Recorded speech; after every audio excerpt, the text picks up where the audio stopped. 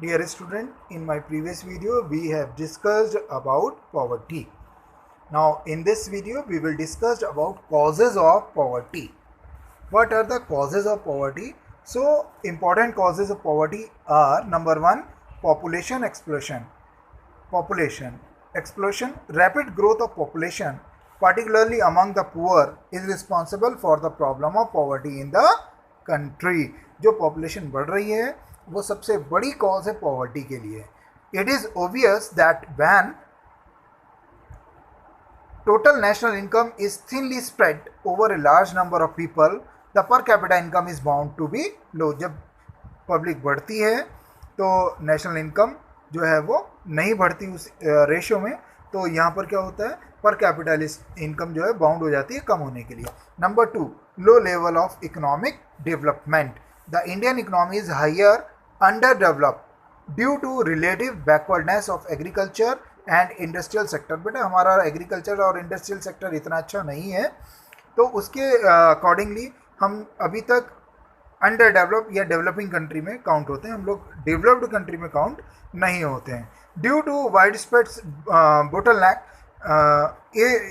in infrastructural facility and slow pace of development, nearly 25% of population is still living below poverty line. Number 3 पे आया था बेटा, poor state of agriculture. Agriculture in India has continued to be backward due to use of primitive method of production and fragmented small land holding. पुराने हम method use करते हैं agriculture के लिए, और जो हमारे लैंड होल्डिंग है वो छोटी छोटी लैंड होल्डिंग है, बड़ी बड़ी लैंड होल्डिंग नहीं है. As a result labour and land productivity continue to be low in India.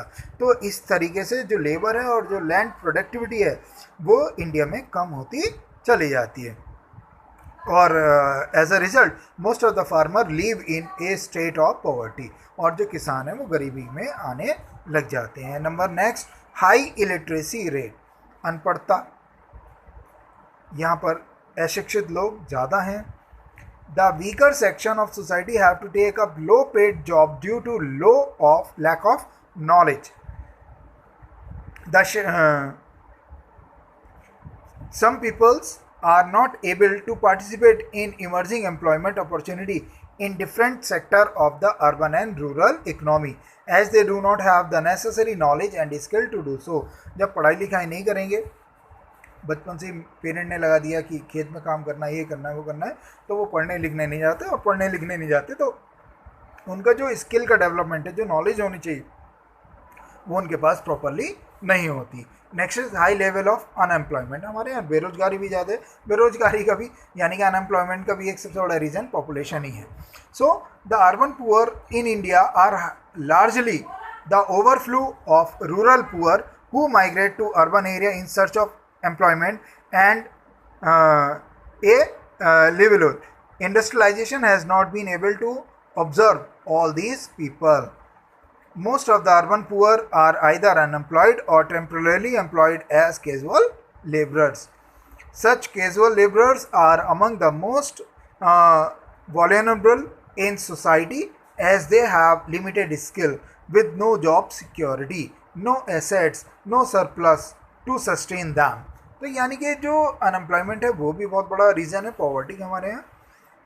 Next आया था बेटा, high level of inequality of income. The unequal distribution of income and assets has also to be the presence of poverty in India.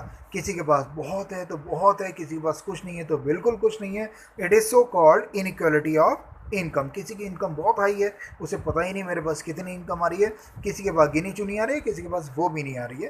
तो ये सब चीज़ें हैं, ये सब रीज़न है जो कि पॉवर्टी को हिंदुस्तान में, हमारे इंडिया में बढ़ावा देते हैं. So these are the causes of poverty. Is clear or not?